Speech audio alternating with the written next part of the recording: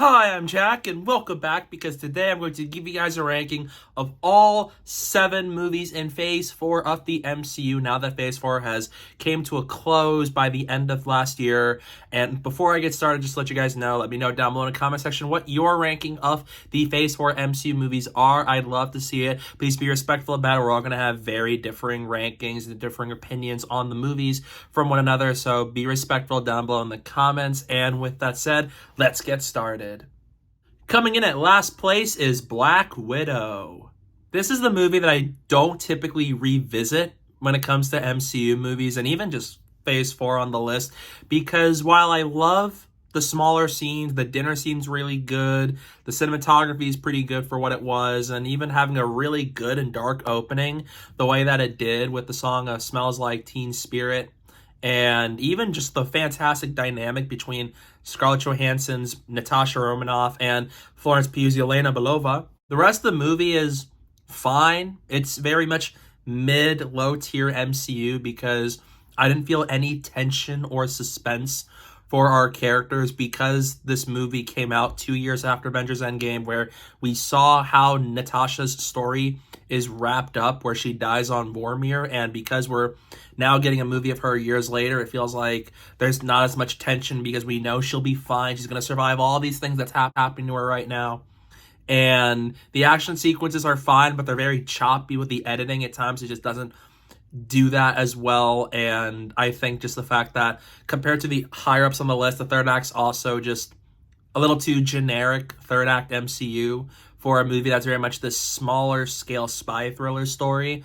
And then Taskmaster was very disappointing. As somebody that really likes the character, I was very underwhelmed with how they utilized Taskmaster in this movie. They could change that on Thunderbolts, but for what this was, I was pretty much disappointed with what they do with the character. And because this movie came out years later than it should have, it became very predictable where I knew where things were going. So as much as I did enjoy that we finally got the movie, and I did like it for what it was, it's definitely my least favorite of the Phase 4 movies. Coming up next is Thor: Love and Thunder. I love Thor Ragnarok, and I was so excited to see the 4th Thor movie from Taika Waititi and Chris Hemsworth. And while I definitely don't think it's as bad as people say it is, there's still some merit to be found here. It's definitely a pretty underwhelming movie in of itself. The more I think about it, the jokes don't land as well on repeat viewings. It was way too short than it should have been. It should have been a much longer movie because of all the ideas here about if God exists and why do we still have evil, and exploring Gore as a character and omnipotent city and Zeus. The movie tries to do too much in a very short time, and it feels like we didn't do as much for Thor as a character in terms of progression, aside from him being empathetic towards the people he cares about. And it does feel like the jokes don't land as well on repeat viewings, because that's one of the things that really worked about Ragnarok. But I like the cast. I love Natalie Portman as Jane Foster, aka the Mighty Thor. She's by far probably my favorite character in this movie. I love her story, and I love what they do with her character overall in this movie. Chris Hemsworth, once again, is really fun as Thor, and I love Christian Bale as Gore, even if he was very underutilized. And there's some really cool moments in this movie, like the Omnipotent City fight, the black and white fight in the Shadow Realm, and the third act got some really cool bits in there, especially the scene with Eternity and whatnot. But as a whole, it's a movie where I can have fun with it. I can definitely rewatch it. It's definitely not the worst Thor movie by any means, but it's way too silly for its own good, and I wish the movie took itself a little bit more seriously at points. In 5th place is Eternals. This is definitely an MCU movie that gets a lot of divisive reception and negativity.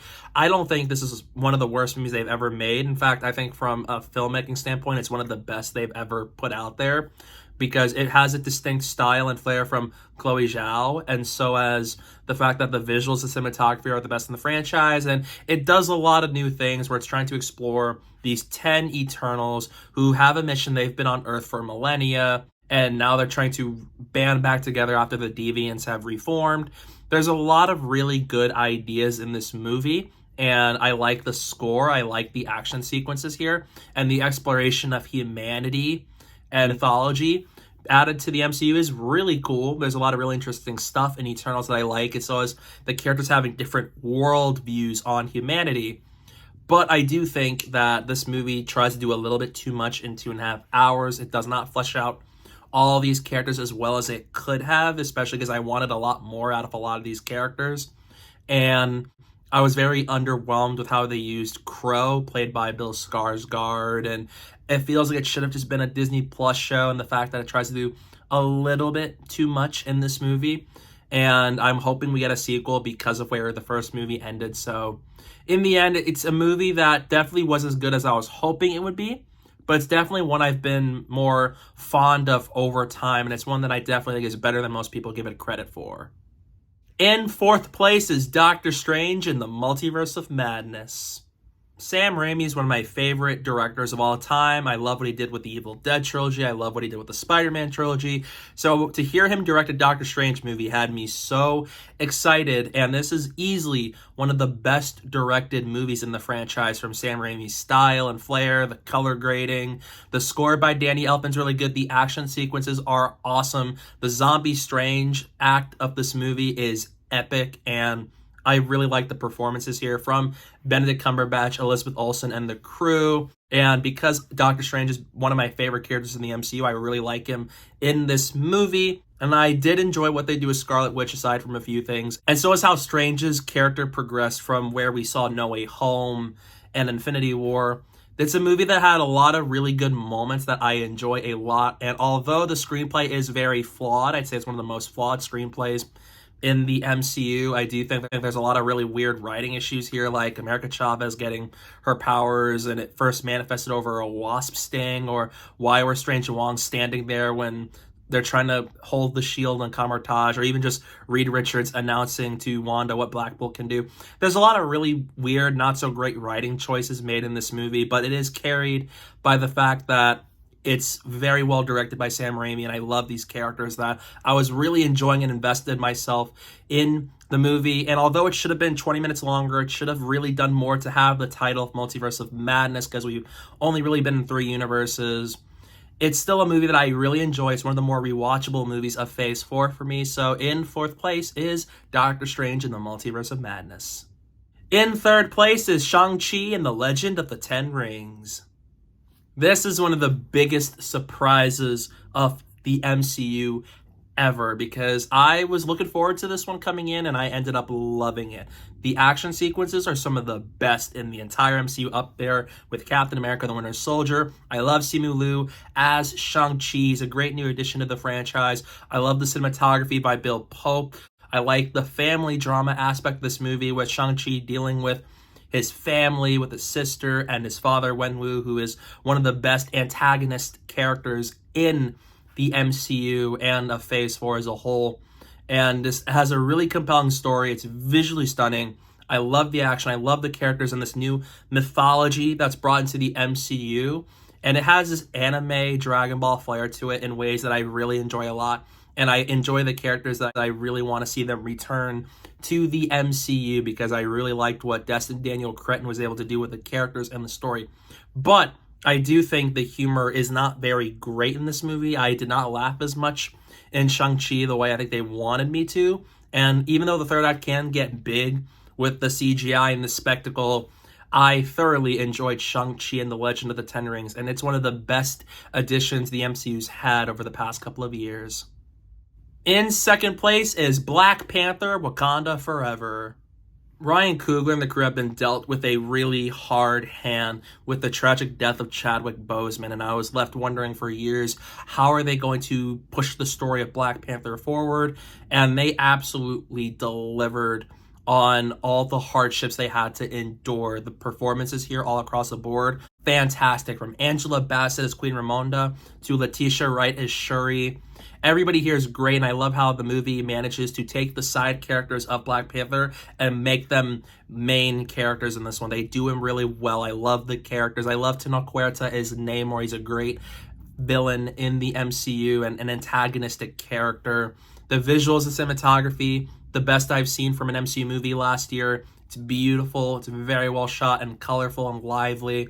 And so is how the story deals with Wakanda being at odds with the United Nations because of vibranium, and them now dealing with the underwater kingdom of Talokan. really enjoyable story. It's very compelling here. And I'm happy that this was longer than what we got from Love and Thunder and Multiverse of Madness, because even though it did feel long at points and the whole storyline with Everett Ross and Val felt like it was unneeded or maybe just setting things up for the future, I still really enjoy this movie. I think seeing Shuri become the Black Panther, incredibly satisfying. And I love the action sequences, and I love that Ryan Coogler's shown that he's grown as a director in terms of making big scale movies, and he tributed Chadwick Boseman beautifully in Black Panther Wakanda Forever. And this is by far the most fulfilling Marvel movie to come out last year. So in second place, Black Panther Wakanda Forever. But coming in at first place is Spider-Man No Way Home. In some ways, Black Panther Wakanda Forever would be my number one, especially in terms of the movie and its filmmaking production standpoint. But No Way Home is one of the most satisfying movie experiences I've ever had here. Sure, the first act isn't quite as up to par with the second and third act of this movie, but it's everything I've wanted from a Spider-Man movie and so much more. Seeing a story about Peter Parker learning the hardships and what it really means to be Spider-Man, and so as just seeing how he's dealing with the fact that his identity's been exposed to the world, and then you have the multiverse side of things with the legacy Spider-Man villains and characters coming into the MCU. Really good story. I like the characters a lot here. This is by far my favorite performance of Tom Holland as Spider-Man to date. I love the overemphasis on his relationship with MJ. And so I was seeing him really learn what this means, and that he's really starting to take a step up as Spider-Man and what truly being a hero is like. And the legacy characters, everything is handled so well, from Willem Dafoe as Green Goblin and Alfred Molina as Doc Ock. And when they bring in Tobey Maguire and Andrew Garfield as their respective versions of Spider-Man, it is something I never expected to see in a movie, because I thought that those eras were long gone, and they brought them back, and seeing them all together had me on cloud nine. I was so happy and ecstatic and joyful seeing them all together that it's just so amazing to see three generations of Spider-Men all together, fight alongside each other, talk to one another, even just about the fact that Tobey Maguire has organic webs. It's absolutely everything I wanted, so much more. This is one of the best uses of fan service and nostalgia I've ever seen for a movie in general, and I love where it ends. I love what it does with the characters, and it leaves me super optimistic for the future of Spider-Man in the MCU because of where it leaves him off, and that there's a lot of potential for him moving forward. And I hope they keep going with what they set up for Tom Holland, because I love his Spider-Man. I love Spider-Man No Way Home, and it is by far my favorite movie of Phase 4 of the MCU, so therefore it comes in at number 1. That's my ranking of all of the Phase 4 movies in the MCU. What's your ranking? Let me know down below in the comment section. I'd love to see your ranking. Stay tuned for some upcoming videos I have planned. I'm probably going to make even more rankings because it's January. And don't forget to follow me on social media. My username is down below at the bottom of the screen and in the description below. So please go down while you're at it. And thank you guys so much for watching. And don't forget to hit that like button and the subscribe button. And stay tuned for more.